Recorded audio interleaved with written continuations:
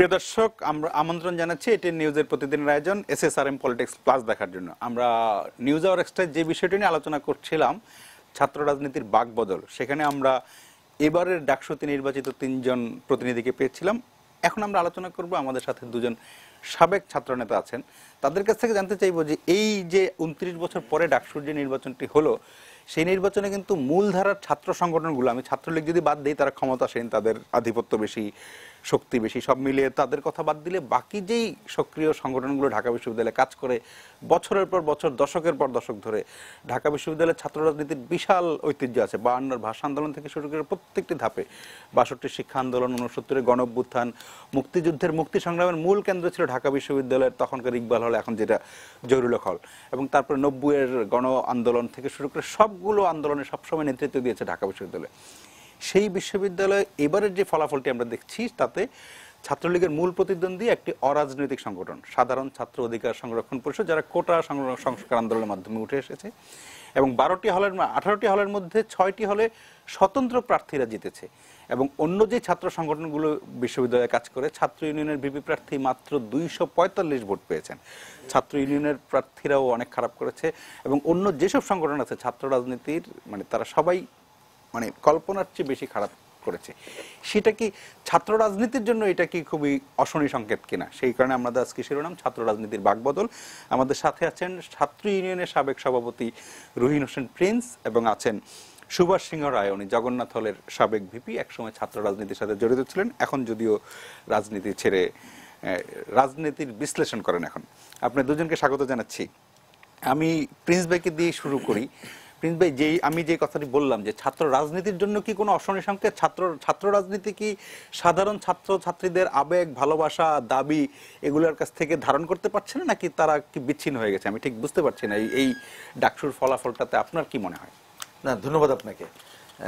আপনি যে শিরোনামটা করেছেন, এবং বেশ কিছুদিন ধরে, বিশেষ করে ডাকসু নির্বাচনকে সামনে রেখে বা ডাকসু নির্বাচনে হওয়ার পরেও এই বিষয়টা গভীরভাবে, আমি একজন ছাত্র আন্দোলনের সাবেক কর্মী হিসাবে এবং এখনও রাজনৈতিক অঙ্গনে একজন সক্রিয় মানুষ হিসাবে আমাকেও গভীরভাবে ভাবাচ্ছে।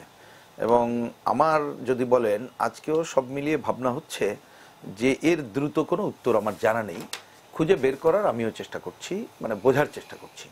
কিন্তু সাধারণভাবে আমি যেটা বলতে চাই সেটা হচ্ছে যে আমরা ছাত্র আন্দোলন নামে একসময় যেটাকে দেখতাম, বলতাম এবং করতামও, আমি আমার অর্গানাইজেশনের দায়িত্ব নিয়ে বলছি, করতাম, এটা যখন ছাত্র রাজনীতিতে পুরোপুরি রাজনৈতিক অঙ্গনটাই যেন তাদের প্রধান কাজ হলো, ছাত্র আন্দোলনের অন্য ইস্যুগুলোই যেন তাদের কাছে আর প্রধান থাকলো না, আমার কাছে মনে হয়েছে তখন থেকেই এই ছাত্র রাজনীতি, আমি আবার রাজনীতি বলি, যে এই রাজনীতির নামে যেটা হচ্ছে তার প্রতি কেন যেন একটা নেগেটিভ অ্যাটিটিউড অনেক জায়গা থেকে সামনে চলে আসলো। এটি একটি দেখার ব্যাপার, সেটা আমি দেখেছি। আমি প্রাসঙ্গিকভাবে বলতে চাই যে অনেকদিন ধরে আমরা একটু লক্ষ্য করেছি, বিভিন্ন বিশ্ববিদ্যালয় বলেন, কলেজ বলেন, অন্যান্য জায়গাগুলোতে আগে যেমন ছাত্র আন্দোলনের তোড়জোড় ছিল, এখন আপনি দেখবেন যে তোড়জোড়টা সেখানে বিভিন্ন ধরনের গ্রুপ, তারা কি বলবো, যে এমনকি বিজ্ঞান আন্দোলন থেকে শুরু করে নানা ধরনের গ্রুপ, সেখানে পাঠচক্র, এমনকি স্থানীয় সমিতি, নানা ধরনের এ ধরনের ঘটনাবলী কিন্তু আমরা অনেক দিন ধরে লক্ষ্য করতে পারছি। তা আমার মনে হয় যে এটা তো অস্বীকার করার কোনো জো নাই, যে তাহলে ছাত্র আন্দোলনের নামে যারা নিজেদেরকে দাবি করে, বা আমরা একসময় যারা করতাম, আমরা যাদের উত্তরাধিকার দাবি করি, ছাত্রদের পুরো আকাঙ্ক্ষা পূরণে তারা সফল হলাম না, এটা তো বাস্তব কথা। আমার এই জায়গায় মনে হয় যে একটা বড় বিষয়, অন্ততপক্ষে একটা না, দুইটা দিক যদি বলি, একটা দিক হচ্ছে প্রকৃতপক্ষে ছাত্র আন্দোলনের প্রধান কাজ ছিল ছাত্রদের সমস্যা নিয়েই কাজ করা, সূচনা আন্দোলন করা, এটাই। কিন্তু এমনকি আমি প্রসঙ্গক্রমে একটু ইতিহাসের দিকে তাকালে বলছি, আপনি যদি সেই আইয়ুব আমলে দেখেন, এমনকি আপনি পরের সময়ের আন্দোলনগুলো দেখেন, ওই যে হলের পাতলা ডাল, এইটাও কিন্তু আন্দোলনের একটা বড় ব্যাপার ছিল। কিন্তু আমি আজকে এটা একটু দুঃখের সাথেই বলতে হচ্ছে যে বর্তমান না, বেশ কিছুদিন ধরে যারা এখন ছাত্র আন্দোলনের সাথে জড়িত, অনেককে যখন এই ধরনের একটা ইস্যুর কথা বলি, তারা এটাকে যেন কোনো ইস্যুই মনে করে না। তো এখন একটা সাধারণ ছাত্র সে যখন আসছে, এবং ওভারঅল রাজনীতির বাইরে তো ছাত্র রাজনীতিটা, ছাত্র আন্দোলনটা আর না, ওই রাজনীতির যে নেগেটিভ আসপেক্ট সে দেখে আসে, এইখানে সে ভরসা পাবে কোথায়? সে তো জাতীয় রাজনীতির প্রধান সারির জায়গায় তার ভরসা নেই। এখানে এসে তার অন্তরের সাথে মেলানোর জায়গাটাই যদি সে কিছু পেত, তাহলে একটা ভরসার জায়গায় বোধ হয় যেত। আমি বোধ হয় শব্দটা আজকে ইউজ করছি, আমি এক বাক্যে সব বুঝিয়ে আগেই বলেছি যে আমি এটা আরো অনুসন্ধানের জায়গায় যাচ্ছি। এইটা একটা বড় সংকট বলে আমার কাছে মনে হচ্ছে। তবে ডাকসু নির্বাচনকে সামনে রেখে ডাকসুর দুইটা পার্ট যদি আমি আলোচনায় আনি, একটা হচ্ছে নির্বাচন প্রশ্ন, তা সেটা আপনার প্রধান এজেন্ডা না, আমি এখন গেলাম না, কারণ সেটা নিয়ে আমরা বরাবর কথা মানে বলছি, অনেকগুলো আলোচনা হয়েছে, আমাদের এখানে আলোচনা হয়েছে। আচ্ছা হলে সেটা তো নিশ্চয়ই সেটা বলা যাবে। কিন্তু এইখানে যেভাবে নতুন নতুন ছাত্র ছাত্রীরা উঠে আসলো, তারা তাদের মনের কথা বললো। আমি ভোটের আগেও একটু বলি, একটু এখন কি বলে যে ফেসবুকের কল্যাণে, এবং এটা তো একটা চল হয়ে গেছিল যে তারা ওটাকে কি বলে যে ফেসবুকে তারা লাইভ করে অন্য জায়গায়, এই কথাগুলো আমি একটু চেষ্টা করেছি শোনার। তা আমি দেখেছি তারা একটু ভেবেই জায়গাগুলো করছে, হুট করে কোনো একটা ব্যাপার না, ভেবেই শেষ করছে না। তারা বলছে যেটা বলছি আমরা একটু অন্যদের মতামত নিয়ে এইটাকে আমি একটু কি বলে যে আরো এগিয়ে নেওয়ার জায়গায় করবো। তাহলে এই জায়গাগুলো একটা আমি দেখি যে বড় বিউটির জায়গাটা তারা চলে আসছে, যেটা কিন্তু প্রয়োজন ছিল বা দায়িত্ব ছিল ছাত্র আন্দোলনের, যে ঐতিহ্যবাহী যারা দাবি করে তাদেরকে কাজগুলো করার, সেই কাজটা কিন্তু আমি দেখছি যে তারা করে নেই। আরেকটা ঢাকা বিশ্ববিদ্যালয়ের ইলেকশনকে ধরে আপনি আরেকটা পয়েন্ট কিন্তু আমরা এটা খুবই দেখার ব্যাপার, সেটা হচ্ছে আমরা বিভিন্ন জায়গায় নিজের অধিকারের পাহারা দেওয়ার কথা বলি, কিন্তু আমরা দেখলাম ছাত্রী বোনেরা যেভাবে তারা ঢাকা বিশ্ববিদ্যালয়ে এবারের দায়িত্ব পালন করলেন, আমি বলবো এটা শুধুমাত্র ভোট না, তার অধিকার প্রতিষ্ঠার জন্য সেইটাও একটা বড় বিউটি হিসাবে সামনে আসলো এই জায়গাটাতে। এই জায়গাটা আমি আরেকটা পয়েন্টে খালি একটু টাচ করে যাই, না হলে অনেকে হয়তো ই করতে পারে যে অনেকে এক বাক্যে, আমি আমার অনেক বন্ধু বান্ধবদের কথাই বলি, আমরা সবাই আজকে দিনভর বা গতকালও ধরে যখন আলোচনা করছি, এক বাক্যে অনেকে বলার চেষ্টা করেন যে আরে ভাই এটা তো বিরাজনীতিকরণের একটা ঢেউ যেন চলছে। আমি ব্যক্তিগতভাবে এইটার সাথে এক বাক্যে এটা টানার পক্ষে না, বরঞ্চ আমি আরো গভীর অনুসন্ধান করে দেখার পক্ষে। এমনকি এই যে আপনি সংগঠনগুলোর কথা বললেন, তাদের মধ্যে যেন একটা নতুন উপলব্ধি যদি আসে যে বর্তমান পরিবেশ পরিস্থিতি তার জন্য করণীয়, ওই ছাত্রদের জন্য ছাত্রীর জন্য আমার করণীয় সুনির্দিষ্ট করা কাজটা যদি আমরা করতে পারি তাহলে হবে। আমি এই প্রসঙ্গে আবার নাহলে পরে তো ভুলে যেতে পারি, আপনি অনেকে এই কথা বললে আমাকে আবার একটু কেউ মিস ইন্টারপ্রেট করে বলতে পারে যে আপনি যে কথা বলছেন এটা তো তাদের সাধারণ দাবি দাবা, ছাত্রীরা কি শুধু তার মধ্যে থাকবে? আমি আবার এর নিজে নিজে একটা উত্তর খুঁজে এটা বের করি, এরকম দেখি যে যখন ঢাকা বিশ্ববিদ্যালয়ের স্বতন্ত্র বা অন্যান্য দলের প্রার্থী রয়েছে, তারা কিন্তু তাদের ইস্তেহারে মুক্তিযুদ্ধের কথাটা বাদ দেয়নি।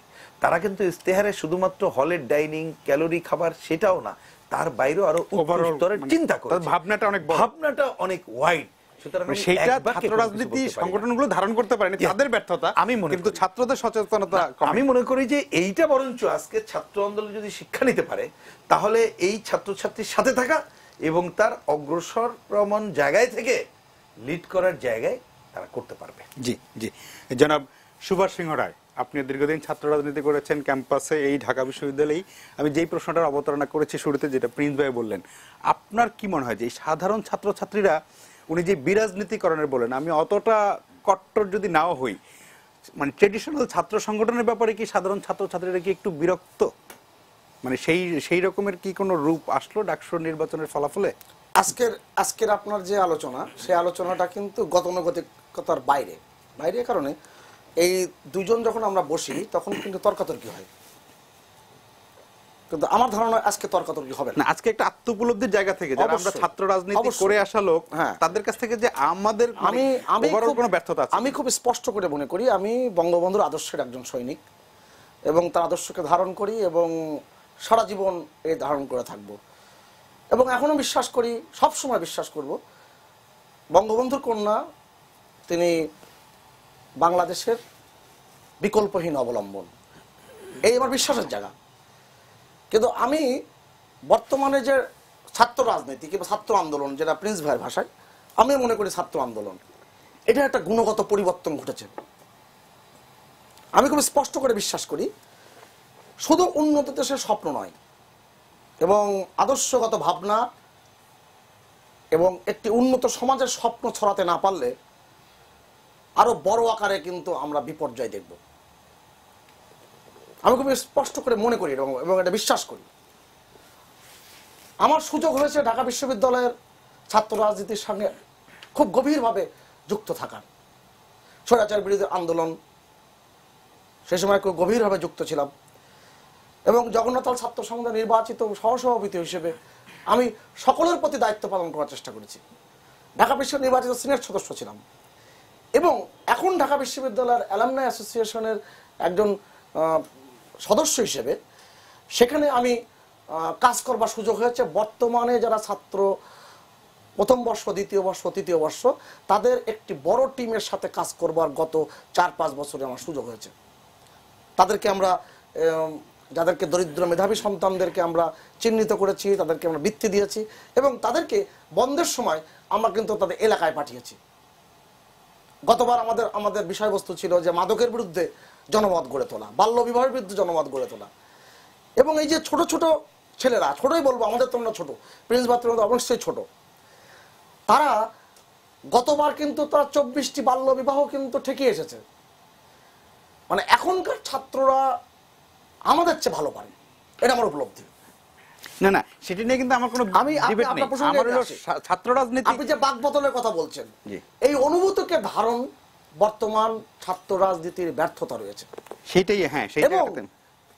জাতীয় রাজনীতি যারা বাইরের থেকে বড়রা ছোটদেরকে পরিচালনা করার চেষ্টা করে, হয়তো বড়রা ঠিক মতো সেই আবেদনটুকু কিংবা সেই শিক্ষাটুকু দিতে পারেনি।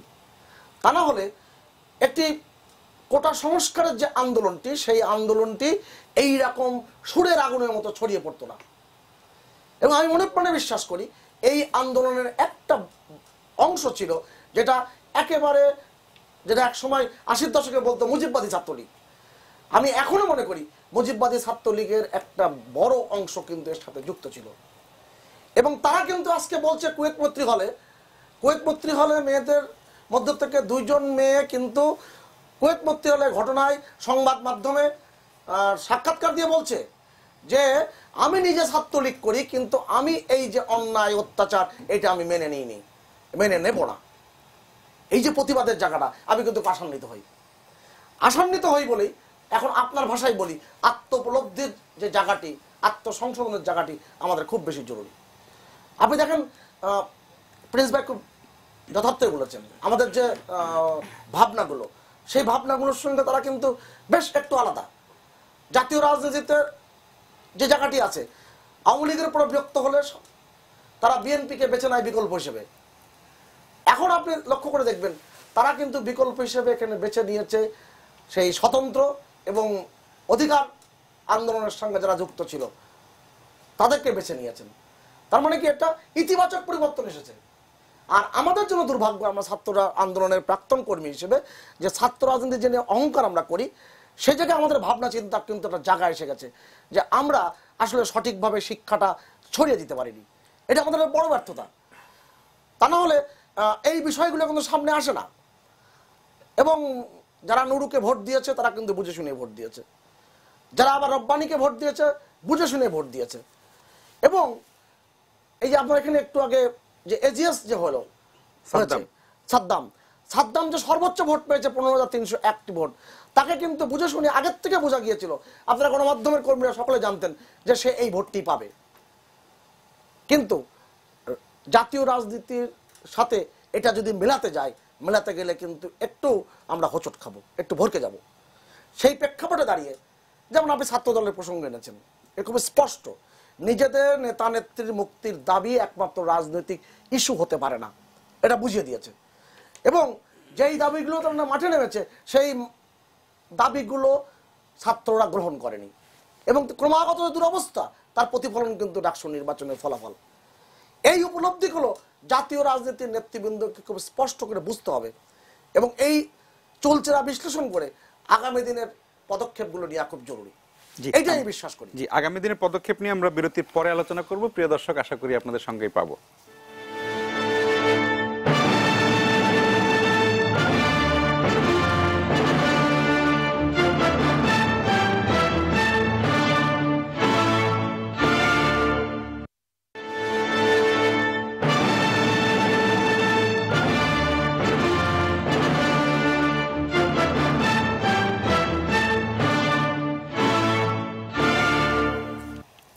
প্রিয় দর্শক, ফিরে এলাম এসএসআরএম পলিটিক্স প্লাসের আলোচনায়। কথা বলছিলাম ছাত্র রাজনীতির বাকবদল, 2 জন সাবেক ছাত্রনেতা যারা 90-এর গণ অভ্যুত্থানের গণ আন্দোলনের সময় ছাত্র রাজনীতির সাথে সক্রিয় ছিলেন, তাদের চোখে ছাত্র রাজনীতির এই যে এখন ছাত্রদের সাথে ছাত্র রাজনীতির যে বিচ্ছিন্নতা, সেটা নিয়ে আলোচনা করছিলাম। জনাব রহিম হোসেন প্রিন্স, আমরা দুজনই আপনারা বললেন যে ছাত্র রাজনীতি সংগঠনগুলির কোথাও না কোথাও একটা ব্যর্থতা ছিল। এই ব্যর্থতা কাটিয়ে ছাত্র সংগঠনগুলোকে আবার ছাত্রদের দাবি দাওয়া নিয়ে সামনে এগিয়ে যেতে হলে সামনের দিনগুলিতে কিভাবে, কারণ এখন কিন্তু আসলে সময়ের সাথে সাথে অনেক কিছু চেঞ্জ হয়ে গেছে। ছাত্রদের ভাবনা এখন ডিজিটাল, অনেক আপডেটেড। তারা, আপনি ফেসবুকের কথা বলছিলেন, তারা অনেক কিছুতে ভাবনা চিন্তা সবকিছুতে ইন্টারন্যাশনাল। সেইখানে ছাত্র সংগঠনগুলো কি পিছিয়ে থাকলো কিনা, সেই জায়গা থেকে কিভাবে এই সমস্যা কাটিয়ে ছাত্র সংগঠনগুলো আধুনিক হয়ে সময়ের সাথে মিলিয়ে ছাত্রদের সাথে মিলে এগিয়ে যেতে পারে, আপনার পরামর্শ? আচ্ছা, আমি এর দুইটা তিনটা দিকে একটু দৃষ্টি দেই সাধারণভাবে। একটা হচ্ছে, দেখুন, আমাদের এটা আপনি সারা দুনিয়ায় দেখলে দেখবেন, বাংলাদেশেও এটা হয়েছে, যদিও এই জায়গায় আমরা যথাযথভাবে ডিল করতে পারিনি। আগে আমি সিদ্ধান্তটাই বলে নিলাম আর কি। সেটা হচ্ছে অন ইস্যু মুভমেন্ট। এটা কিন্তু একটা পপুলার জায়গা, এর সাথে তরুণরা জড়িত হয়, অন্যরা হয়। এই বাংলাদেশে তো আপনি এই যে নিকট অতীতে আমরা যুদ্ধাপরাধীদের আন্দোলন, আমরা কোটার আন্দোলনটা যেমন দেখলাম, তারপরে যে সড়কের আন্দোলন, দুর্ঘটনা দেখলাম। তাহলে অনেক সময় কিন্তু এ ধরনের স্বতঃস্ফূর্ত আন্দোলন হবে, এবং এটা মনে রাখা দরকার। কিন্তু কোন আন্দোলনে কিন্তু কোন নেতৃত্ব কোন ছাত্র সংগঠনের হাতে আমি আসছি, পয়েন্টটা সেটা আমি বলছি, এবং এটা জরুরিও নাই, আমি ওই কথাটা বলার জন্য আসছি। এই ধরনের আন্দোলনের স্বতঃস্ফূর্ত যেটা হয়, সেই জায়গাটা থেকে ওই জায়গাটা কেউ কোনো ক্ষেত্রে ব্যবহার না করে, সেই জায়গাটা থাকা দরকার। কিন্তু ওর বিউটিটা দেখা দরকার কি, ওইটার মধ্য দিয়ে এই যে তরুণ প্রজন্ম, আমি বিশেষ করে এবার তরুণদের কথায় যাই, তাদের যে এখন যে একটা নেগেটিভ ধারা, তার মধ্যে যে সচেতন হয়ে চলে আসলো, তাদেরকে সঠিক ধারার পথ দেখানোর দায়িত্ব কিন্তু ওই ছাত্র আন্দোলনের নেতৃত্ব বন্যদের। এইটাও কিন্তু ধারণ করার প্রশ্ন, খালি আমি ওই জায়গাটা না, এই জায়গাটার প্রশ্ন। এখন আপনি দেখেন, আমি এবারে অন্যদিকে একটু তাকাই। দীর্ঘদিন ধরে এখন তো হয়ে গেছে তো জাতীয় রাজনীতির একটা ছায়া বাদ দিয়ে তো এটাকে আমরা আগাতে পারছি না, এটা একটা দেখবেন। আগে একটা ছিল, পাকিস্তান আমলে দেখলে আপনারা দেখতাম যে ছাত্রদের সামনে তার শত্রুকে মিত্রকে সহজে দেখতে পারত, তার সামনে একটা সামনে কি ভবিষ্যৎটাকে সে দেখতে পারত। ধরুন একটা তরুণ প্রজন্মের জায়গায় আমরা ঢাকা বিশ্ববিদ্যালয় সহ, এটা আপনি পৃথিবীর অন্যান্য জায়গাগুলো দেখবেন, পাশের দেশ ইন্ডিয়া দেখলেও আমরা দেখা যায়, আমি দূরে না গেলাম, যে তরুণদের মধ্যে একটা লেফট থিঙ্কিংটা কাজ করে মানুষের মধ্যে জায়গাটা, এবং সেই লেফটদের একটা জায়গা ছিল, আদর্শ জায়গাটা একটা দৃশ্যমান জায়গা ছিল। এখন সেই জায়গাটা দৃশ্যমান না, কিন্তু দেশের মধ্যেও নেতা নেত্রীরাও যেমন থাকে, একটা দুনিয়াতেও তার চেহারাটা দেখা যায়। তাহলে এইরকম একটা সংকটজনক পরিস্থিতি, এবং রাজনীতিবিদরা আমরা দীর্ঘদিন ধরে, কারণ রাজনীতি মানে তো শুধু আমার দল না, এটা অন্য দল মিলিয়ে আমি বলছি, আমরা যে খেলাটা মাঝে মধ্যে তাদেরকে দেখিয়েছি, তাতে অধিকাংশ দলগুলোর যা চেহারা, যা বাস্তবতা, তাদের তো ভরসা করার জায়গা নেই। এমনকি শিক্ষকরা, দেখুন জোহা স্যার, এই স্যারের কথা অনেকে জানেন না। ঢাকা বিশ্ববিদ্যালয়ে এর আগে ঐতিহ্যবাহী স্যারদের কথা কে জানেন? এইবারও ধরুন এই যে তরুণ প্রজন্ম ঢাকা বিশ্ববিদ্যালয়ে যে আশাবাদের কথা আমরা বলছি, তাদের সামনে হতাশাটা কারা দেখালো? আমাদের ঢাকা বিশ্ববিদ্যালয়ের শিক্ষকরা কিন্তু সেটা পূরণ করতে পারলো না। তার আমি বলছি, তারা এখন যতটুকু ভাবছে সেটাকে সামনে এনে যে আরো দৃষ্টিটাকে প্রসারিত করে আগাবে, এবং সেক্ষেত্রে ছাত্র আন্দোলন যারা আরো নীতিনিষ্ঠ বলে নিজেদেরকে দাবি করে, দাবিদার বা তারা আছেও বাস্তবেও, তারা যে এইখানে লেগে থেকে দায়িত্ব পালন করবে, কিন্তু আমরা দেখছি এই ছাত্রদের কিন্তু একটা হতাশার জায়গায় তারা চলে যাবে। আপনি দেখুন, খুবই স্বাভাবিক, একটা হলে ঘটনার পরে জেনারেল সেন্টিমেন্ট হলো যে অন্য হলগুলোতে বোধহয় করছে। আপনি দেখেন সেন্টিমেন্টটা এখনো কোথায় চলে গেছে, ইলেকশনকে ধরে। আমাদের যে শিক্ষক, আমরা কিন্তু এই নির্বাচনের প্রতি যে ভরসা করেছিলাম শিক্ষক সমাজের মধ্যে, তারা এক অর্থে কি বলবো, পাস তো করতে পারলেন না। আমি ফেল করলো শব্দটাকে না বলে সব শব্দও যদি বলি, তারা তো পাস করতে পারলেন না। তার মানে আমি বলছি যে এই যে তরুণ প্রজন্ম, তারা যে আর একটু যতটুকু আগে আসলো, আর এগিয়ে এসে যে এগিয়ে যাবে, তাদেরকে কিন্তু হতাশাগ্রস্ত আমরা চলতি ধারার রাজনীতিও যেমন হতাশ করছি, আমাদের শিক্ষক সমাজ এক্ষেত্রে দলবাজিটা একটা প্রধান। সুতরাং আপনি শুধুমাত্র যে আকাঙ্ক্ষাটা করছেন, সেটা আমারও আকাঙ্ক্ষা, যে ছাত্র আন্দোলন যারা করেন বা ভবিষ্যতেও তারা করবেন, তারা পুরো জিনিসটাকে রিথিঙ্ক করে এগিয়ে আসবেন। কিন্তু জিনিসটাকে আমি অত সহজে দেখি না। আমি এখানে দুটা দিক তুলে ধরলাম, রাজনীতির একটা দিক, আর একটা হচ্ছে আমি শিক্ষক এবং অন্য জায়গায় তার দলীয়করণের ধারা, এটি বিবেচনা করতে হবে। আর একটা জিনিস আমার মনে রাখতে হবে, আমি ওটা নিয়ে আজকে কোনো বড় আলোচনায় যেতে চাই না, সেটা হচ্ছে কি, অ্যাকচুয়ালি একটা সমাজ ব্যবস্থা কিসের উপরে দণ্ডায়মান হয়, তার উপরে কিন্তু অর্থ নির্ভর করে। ওইটাকে বলা হয় যে ভিত্তি কাঠামোটা কি, তার পরিকাঠামোটা কি হবে। আপনি ধরুন, আমি কোনো গভীর অ্যানালিসিস, মার্চ মাস মুক্তিযুদ্ধের বিজয়ের মাস, এর আগে আমরা যখন পাকিস্তানের বিরুদ্ধে সংগ্রাম করেছিলাম তখন আমাদের সামনে ছিল কি, যে আমাদের স্বাধিকারের আন্দোলন, আমাদের সামনে ছিল কি বৈষম্য, এর পরিবর্তন করে নতুন কিছু করতে হবে, আমরা সেই জায়গায় ছিলাম। কিন্তু আজকে এই যে স্বপ্নের জায়গায়, স্বপ্নের জাল বুনতে বুনতে যে জায়গায় আসা হয়েছিল এবং নেতৃত্ব জায়গায় নিয়ে যেতে পারছিল, এখন কিন্তু সেই জায়গাটা কিন্তু ব্যর্থ হচ্ছে। সুতরাং আপনি উপরেই এই যে এটা হচ্ছে কেন, কারণ এখন যে অর্থনীতিটা আমাদের দণ্ডায়মান সেইটা হচ্ছে একেবারে অন্যতমকে, এটাকে অর্থনীতিবিদদের ভাষায় তারা ক্রনি ক্যাপিটালিজম এটাকে নাম দিয়েছে, চাঁদাবাজির অর্থনীতি, কমিশন ভোগীদের অর্থনীতি, যার যার মতো করে বলে, আমি আর ওইটা বড় আলোচনা করলাম না। তাহলে ওইটা যখন মূল ভিত্তি কাঠামো থেকে যায় তখন আপনি কতদিন এইটা কন্টিনিউ করে একটা ভালো জায়গায় যেতে পারবেন এবং অন্যদের আকাঙ্ক্ষা পূরণ করতে পারবেন, এটা কঠিন। সুতরাং আমার এক্ষেত্রে কনক্লুশনটা হচ্ছে যে নিশ্চয়ই এই ত্রুটি বিচ্যুতি খুঁজে বের করে অন্যরা, ছাত্ররা তার দায়িত্ব পালন করবেন, কিন্তু আমরা এখনো জাতীয় অঙ্গনে যারা আছি বা অন্যরা যারা বাইরে থেকে আমরা পজিটিভ আকাঙ্ক্ষা করি তাদের একটা বড় ভূমিকা আছে। একটা বড় ভূমিকা আছে যারা মুক্তিযুদ্ধের দাবিদার, মুক্তিযুদ্ধের চেতনার কথা বলি। আমাদের কিন্তু এইখানে কোনো ডাইনে বায়ে না তাকিয়ে অনেক সময় হয় না যে আপনারা খুব জরুরিভাবে হ্রাস করতে হয়, না করলে আপনি পারেন না, সময় হেলানো হয়ে যায়। আমার মনে হয় সেটা সেই সময়টা এখন চলে আসছে। একজন রাজনৈতিক কর্মী হিসেবে আমার সামনে যখন চলে আসছে, মুক্তিযুদ্ধের দাবিদারদের সামনে চলে আসছে। এই জায়গাটা যদি না করতে পারি তাহলে ঘটবে কি জানেন, এবার একটু বলতেই হয় এটাই, আপনি এই ধরনের স্বতঃস্ফূর্ততা যদি সঠিকভাবে পরিচালিত না করতে পারেন তাহলে এটার অনিবার্য পরিণতি হয়ে যাবে হতাশাবাদিতা, হয়ে যাবে বিরাজনীতিকরণের ধারা, অথবা ছোট ছোট কিছু অ্যানার্কিস্ট গ্রুপ, যেটা মোটেই আমরা আকাঙ্ক্ষা করি না। আমরা সেই জায়গাটা না যেয়ে নিশ্চয়ই আমি মনে করি সবাই আমরা আমাদের একটা পজিটিভ পথ খুঁজে বের করব এবং সেই দিকে যাওয়ার প্রচেষ্টা আমরা নেব। আমরা আরেকটা বিরতি দিচ্ছি, বিরতির পরে সুবরদার কথা শুনবো, আশা করি আমাদের সঙ্গেই থাকবেন।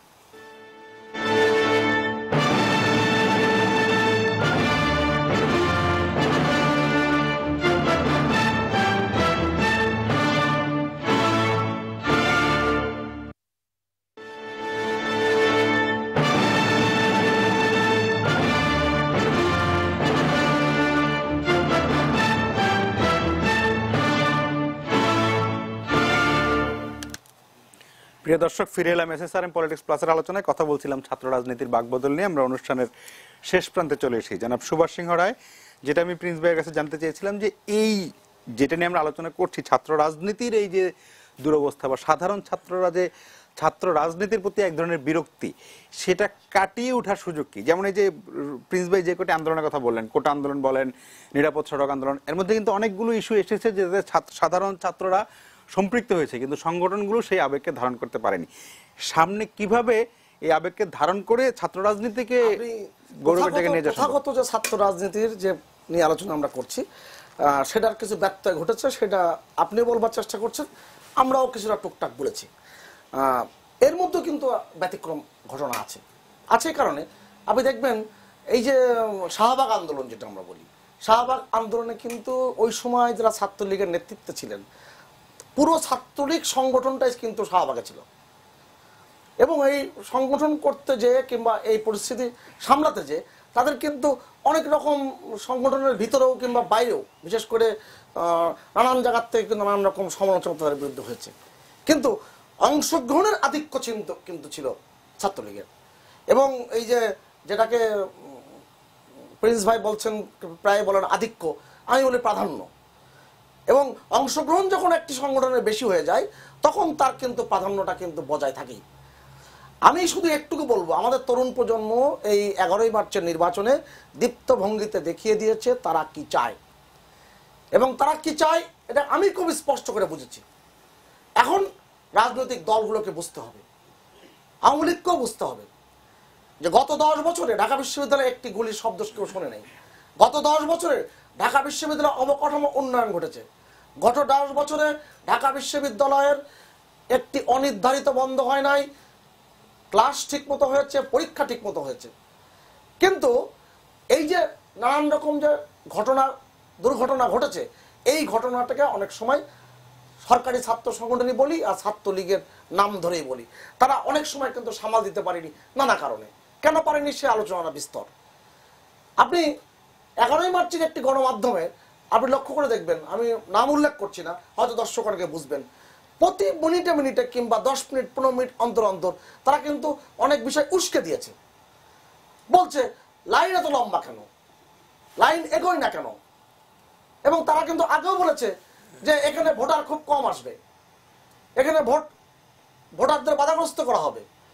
59% ভোট পড়েছে, 2টি ঘটনা ঘটেছে এবং 2টি ঘটনা নিয়ে কিন্তু ঢাকা বিশ্ববিদ্যালয় কর্তৃপক্ষের আপনি যত সমালোচনা করেন না কেন, এত তড়িৎ গতিতে সমাধান কিন্তু গত 48 বছরে আমরা খুব কম দেখেছি।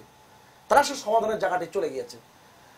আপনি দেখবেন এই যে এখন যে আন্দোলনটি চলছে, এখন যেটা বলা হচ্ছে যে ক্লাস বর্জন, পরীক্ষা বর্জন, পুনর্নির্বাচন, এই নানান ধরনের হচ্ছে। তো আপনি দেখেন গতকালকের আপনি খবর নিয়ে দেখেন, মানে আজকের যে এখনো পর্যন্ত আমাদের যে দিনটি, সেই দিনটি খবর নিয়ে দেখেন, ক্লাস ঠিক মতো হয়েছে, পরীক্ষা ঠিক মতো হয়েছে।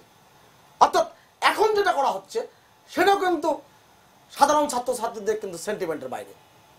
তারা মনে করেছে 28 বছর 9 মাস পরে নির্বাচনটি হয়েছে, নির্বাচন আদায় করার সংগ্রামে তারা ছিল, তারা এই যাতে কোনো রকম ব্যত্যয় না ঘটে সে তারা প্রতিবাদ করেছে, সব কিছু করেছে।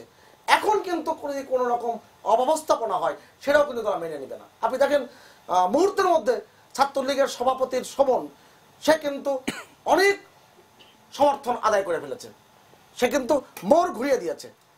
এই যে বিষয়গুলো, এটা কিন্তু সাধারণ ছাত্ররা কিন্তু বিবেচনায় নাই, এইটা কিন্তু বিবেচনা রাখতে হবে।